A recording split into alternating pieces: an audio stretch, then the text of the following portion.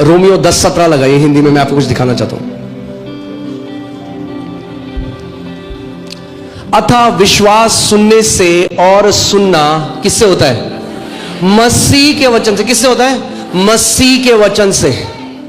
मैंने आपको पहले भी इसमें बताया था। यीशु, पढ़िए प्रभु यीशु मसीह का जीवन कैसा था, पढ़िए जो पत्रियां पौलुस ने कलीसिया के लिए लिखी है, उससे आपको पता चलेगा परमेश्वर कैसा है।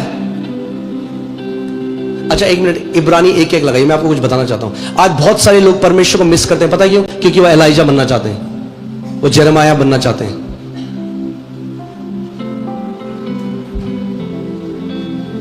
पूर्व युग में बाप दादाओं से थोड़ा थोड़ा, बोलो कितना? थोड़ा थोड़ा परमेश्वर ने कैसे रिवील किया अपने आप को, कैसे प्रकट किया? थोड़ा थोड़ा। बाप दादाओं से थोड़ा, हमारे बाप दादा नहीं, वो तो प्रभु में थे ही नहीं, वो इजरायलियों की बात कर रहे हैं, ठीक है? इजरायलियों के बारे में, इब्रानी की किताब है, यहूदियों के बारे में बात कर रहे हैं। जो पुराने यहूदी थे उनके ऊपर परमेश्वर ने कैसे प्रकट किया अपने आप को? बोलो थोड़ा थोड़ा, थोड़ा थोड़ा। तो जितने पुराने संत थे वो कितना जानते थे पिता को? थोड़ा थोड़ा। बाप दादों से थोड़ा थोड़ा करके और भांति भांति से भविष्यद्वक्ताओं के द्वारा बातें करें। अब ध्यान सुनिए, परमेश्वर ने कैसे बात करी पुराने नियम में? कैसे बात करी? भविष्यद्वक्ता, बोलो भविष्यद्वक्ताओं के द्वारा। सो भविष्यद्वक्ता पुराने नियम में परमेश्वर की आवाज थे। They were the word, they used to bring the word of God. क्या लेकर आते थे? परमेश्वर का वचन लेकर आते थे, ठीक है? पुराने युग में, in the old time Bible says. मगर एक गलती कलीसिया आज करती है, वो आपको बताना चाहता हूं। आगे 2 में जाओ।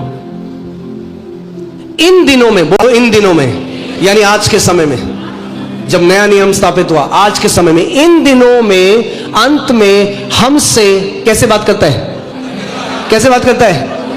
एलाइजा के द्वारा नहीं करता, जेरेमाया के द्वारा नहीं करता, पुराने भविष्यद्वक्ताओं के द्वारा नहीं करता। आज के समय में परमेश्वर अपनी कलीसिया से अपने पुत्र के द्वारा बात करता है। कितने लोग आज मसीह की कलीसिया में, मसीह के देह में, उनको कोई प्रकाशन नहीं है एपिस्टल्स का, कोई प्रकाशन नहीं है जो पौलुस ने कलीसिया के लिए वचन दिया। मगर आप उनको पूछोगे, पुराने नियम उनको पूरा अच्छे से पता है, पुराने नियम की तरह बिहेव करते हैं, कई बारी पुराने नियम के भविष्यद्वक्ता की तरह बनना चाहते हैं। अरे भैया, परमेश्वर इस समय में पूरा जैसे बाप दादाओं से बात करी थी वैसे आज हमसे बात नहीं करता, हमसे अपने पुत्र के द्वारा बात करता है। आमीन।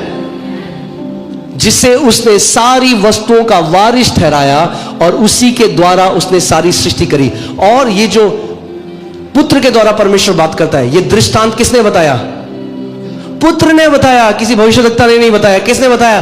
पुत्र ने बताया, वचन के बीज का दृष्टांत। परमेश्वर आज पुत्र के द्वारा बात करता है हमसे, और उसने हमें सिखाया कि स्वर्ग का राज्य कैसे कार्य करता है, पृथ्वी कैसे फल लाती है। हाँ, नहीं, बीज से तो लाती है, पर कैसे फल लाती है जब बीज बो दिया? अपने आप से। हाँ, जैसे यूनानी भाषा में लिखा है ऑटोमेटोस, ऑटोमेटिक। क्या? Automatic, automatic.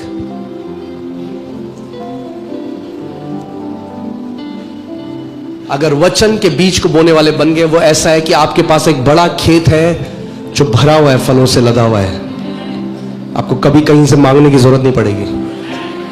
आमीन। सो वो विश्वासी बन जाओ जो परमेश्वर के वचन का आदर करते हैं और परमेश्वर के वचन का बीज सुबह शाम दिल में डालते हैं। क्योंकि परमेश्वर की 8000 प्रतिज्ञाएं आपके और मेरे लिए। पकड़ लो उन प्रतिज्ञाओं को, मनन करो उनके ऊपर, बोलो उनके ऊपर। मगर कई मसीहों को वो नहीं चाहिए, उनको शॉर्टकट चाहिए। मगर मैंने आपको क्या बताया, फ्रूट का कोई शॉर्टकट नहीं है।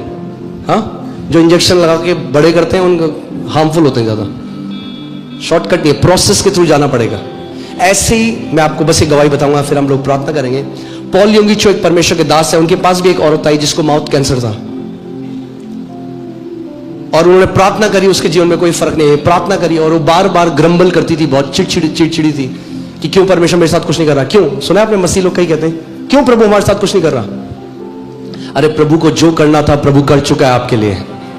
उसने अपनी दिव्य सामर्थ से सारी चीजें आपको दे दी हैं। जो भक्ति और आपके जीवन से संबंध रखता है। आमीन। आपको बस मानना है, अब उसको ग्रहण करना है, प्रतिज्ञाओं के द्वारा पार्टेकर बन जाना है, सहभागी बन जाना है उस डिवाइन नेचर का।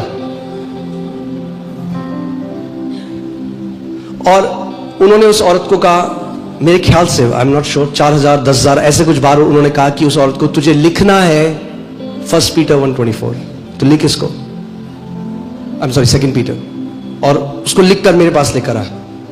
और वो औरत बोलती गई वचन को, लिखती गई, बोलती गई, बोलती गई, उसको पता ही नहीं चला बोलते बोलते वो कब पूरी रीति से चंगी हो गई।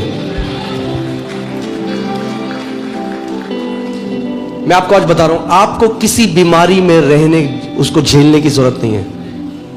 अगर इंस्टेंटली मिरेकल ना भी मिले तो भी चंगाई है इस वचन में। हाँ, आपका बीपी नॉर्मल आएगा, आपका दर्द जाएगा, अर्थराइटिस की कोई जगह नहीं है आपके शरीर में, मगर आपको एक निर्णय लेना पड़ेगा, मैं वो बीज बोने वाला व्यक्ति हूं, मैं परमेश्वर के वचन का बीज अपने हृदय में बोऊंगा। मैंने आपको पहले बताया था, अमरजीत यहां मिरेकल के लिए आया था, एक चमत्कार के लिए आया था। बहुत सारी मिनिस्ट्रीज में गया था, वहां उसके लिए प्रार्थना करी, कोई प्रगटीकरण नहीं आया, तो उसको लगा शायद प्रभु नहीं करना चाहता। मैं भी उसके ऊपर हाथ रख के प्रार्थना कर देता तो शायद वो चला जाता, उसको लगता प्रभु ने मिलने नहीं किया। मगर क्योंकि मैंने उसको बोला कि तू वचन के द्वारा ग्रहण कर, और वो वचन को बोता गया, उसको सींचता गया, तो आज HIV से पूरी रीति से चंगा है। जो कुछ आपको चाहिए वो परमेश्वर के वचन के अंदर है। आमीन। आइए हम सब खड़े हो जाएं, वर्शिप टीम के निकाम। हालेलुया।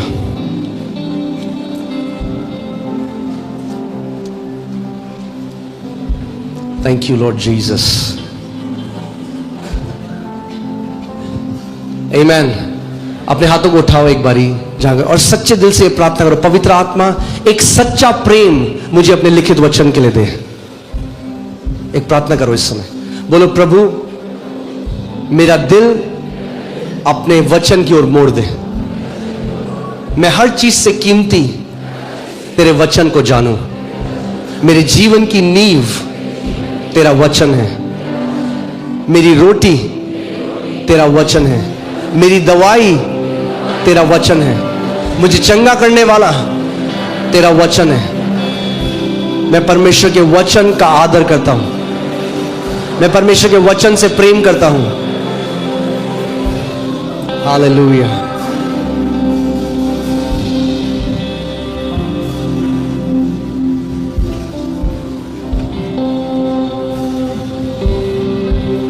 आइए हम थोड़ी देर परमेश्वर की आराधना करेंगे, उसके बाद हम बीमारों के लिए प्रार्थना करेंगे।